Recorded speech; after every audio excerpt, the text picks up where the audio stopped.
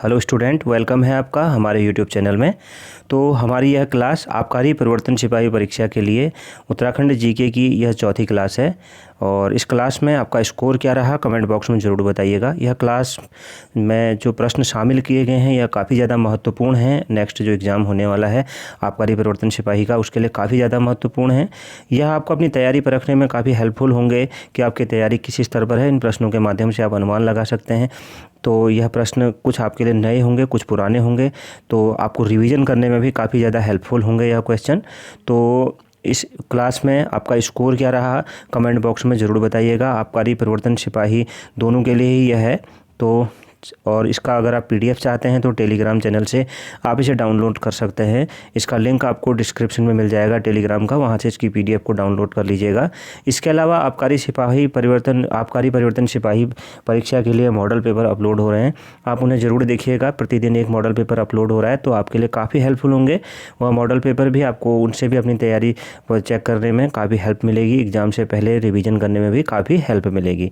तो चलिए शुरू करते हैं आज की क्लास को। देखते हैं पहले क्वेश्चन को। पहला प्रश्न है देववन किस जनपद में स्थित है? तो राइट आंसर हो जाएगा ऑप्शन ए, देहरादून में स्थित है। ऑप्शन ए इस प्रश्न का राइट आंसर हो जाएगा। दूसरा प्रश्न है देवलथल किस जनपद में है? तो राइट आंसर हो जाएगा ऑप्शन ए, पिथौरागढ़ में है। ऑप्शन ए इस प्रश्न का सही उत्तर हो जाएगा। अगला प्रश्न देखते हैं। प्रश्न नंबर 3 है। प्रश्न नंबर 3 है, यहाँ पर राज्य में प्रथम दुग्ध संघ की स्थापना कब की गई? तो राइट आंसर हो जाएगा ऑप्शन ए, 1949 में की गई थी। अगला प्रश्न है बोग उडियार किस जनपद में स्थित है? प्रश्न नंबर 4 है, तो किस जनपद में? ऑप्शन बी, पिथौरागढ़ जनपद में स्थित है। पांचवा प्रश्न है मुनाड़ नामक आभूषण पहना जाता है? तो राइट आंसर हो जाएगा ऑप्शन ए, कान में पहना जाता है। ऑप्शन ए इस प्रश्न का सही उत्तर हो जाएगा। अगला प्रश्न है प्रश्न नंबर 6, हाथी कुंड किस जनपद में है? तो राइट आंसर हो जाएगा इसका किस जनपद में? ऑप्शन ए, पौड़ी में स्थित है। सातवां प्रश्न है चंद्रशिला बुग्याल किस जनपद में है? तो चंद्रशिला बुग्याल ऑप्शन ए, चमोली जनपद में है। ऑप्शन ए इस प्रश्न का सही उत्तर हो जाएगा। अगला प्रश्न है प्रश्न नंबर 8, मल्लानेश्वर महादेव मंदिर स्थित है कहाँ पर? तो राइट आंसर होगा ऑप्शन ए, चंपावत में स्थित है। अगला प्रश्न देखते हैं। प्रश्न नंबर 9 है, राज्य में मंत्रिपरिषद में मुख्यमंत्री सहित अधिकतम मंत्रियों की नियुक्ति की जा सकती है कितनी? तो ऑप्शन डी, इनमें से कोई भी सही नहीं है, तो ऑप्शन डी इस प्रश्न का राइट आंसर हो जाएगा। और कमेंट बॉक्स में आप बताइएगा कि इसका राइट आंसर क्या होगा। अगला प्रश्न है कोणी किस ऋतु की फसल है? तो 10वां प्रश्न है कोणी किस ऋतु की फसल है? तो ऑप्शन है खरीफ ऋतु की फसल है कोणी। 11वां प्रश्न है वह जिला जिसका जनसंख्या घनत्व सबसे कम है? तो राइट आंसर हो जाएगा ऑप्शन ए, उत्तरकाशी, इसका जनसंख्या घनत्व सबसे कम है। 12वां प्रश्न, उत्तराखंड राज्य में गढ़केसरी कहा जाता है किन्हें? तो गढ़केसरी किन्हें कहा जाता है? ऑप्शन बी, अनुसुईया प्रसाद बहुगुणा जी को कहा जाता है। ऑप्शन बी इस प्रश्न का राइट आंसर हो जाएगा। 13वां प्रश्न है भारतीय वन्य जीव संस्थान स्थित है? तो ऑप्शन सी, देहरादून में स्थित है। ऑप्शन सी राइट आंसर हो जाएगा।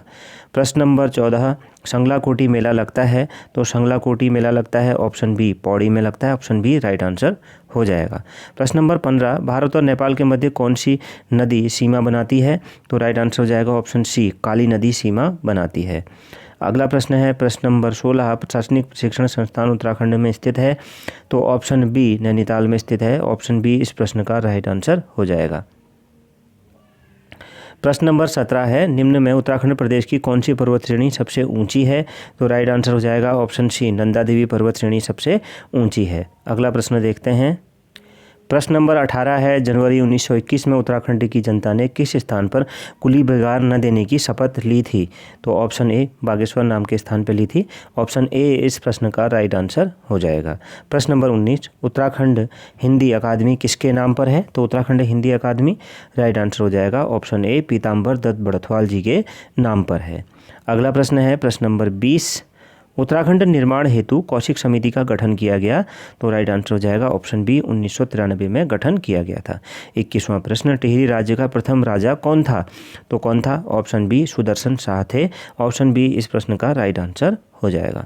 22वां प्रश्न है, निम्न में से किसको उत्तराखंड का गांधी कहा जाता है? तो किसको कहा जाता है? ऑप्शन सी, इंद्रमणि बड़ौनी जी को कहा जाता है। अगला प्रश्न है, ग्रीन स्कूल की अवधारणा का प्रतिपादक कौन है? तो ग्रीन स्कूल की अवधारणा का प्रतिपादक ऑप्शन बी वीरेंद्र रावत जी हैं। ऑप्शन बी इस प्रश्न का राइट आंसर हो जाएगा।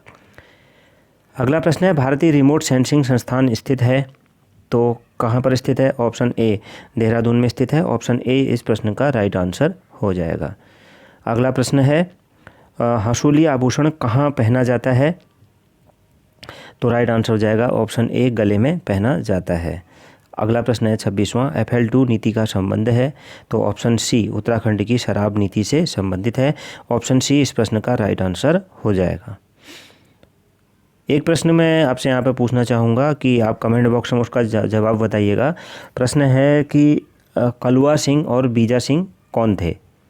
तो कलुआ और बीजा सिंह कौन थे? आप अगर आपने पढ़ा होगा तो आप ज़रूर इसका आंसर जानते होंगे। और इनका वास्तविक नाम क्या था और यह कौन थे, मतलब इन्होंने क्या ऐसा काम किया था? कमेंट बॉक्स में ज़रूर बताइएगा। यह प्रश्न पहले पूछा भी जा चुका है, तो ज़रूर कमेंट बॉक्स में अपना आंसर बताइएगा।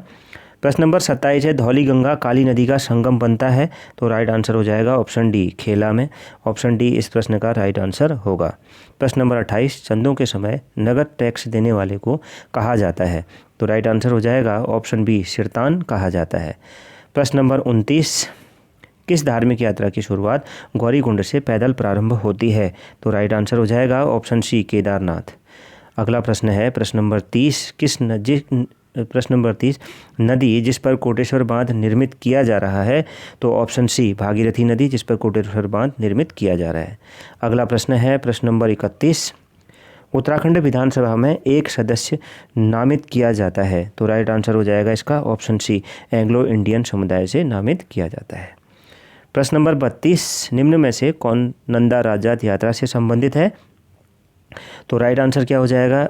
ऑप्शन सी उपरोक्त दोनों ही यहाँ पर नंदा राजजात यात्रा से संबंधित है, तो ऑप्शन सी इस प्रश्न का सही उत्तर होगा। प्रश्न नंबर 33, उत्तराखंड राज्य का मुक्त विश्वविद्यालय स्थित है, तो राइट आंसर हो जाएगा ऑप्शन बी हल्द्वानी नैनीताल में स्थित है। ऑप्शन बी इस प्रश्न का राइट आंसर होगा। 34वां प्रश्न, मालिनी सभ्यता के खंडहर किसकी रचना है? तो ऑप्शन बी ललिता प्रसाद नैथानी जी की है। ऑप्शन बी इस प्रश्न का राइट आंसर हो जाएगा। तो इस क्लास में आपका स्कोर क्या रहा, कमेंट बॉक्स में ज़रूर बताइएगा। तो इसके अलावा जीएस सामान्य अध्ययन की भी आबकारी परिवर्तन सिपाही के लिए प्रीवियस ईयर क्वेश्चंस की क्लासें अपलोड हो रही हैं, उन्हें भी ज़रूर देखिएगा। तो मिलते हैं नेक्स्ट क्लास में। Thank you very much.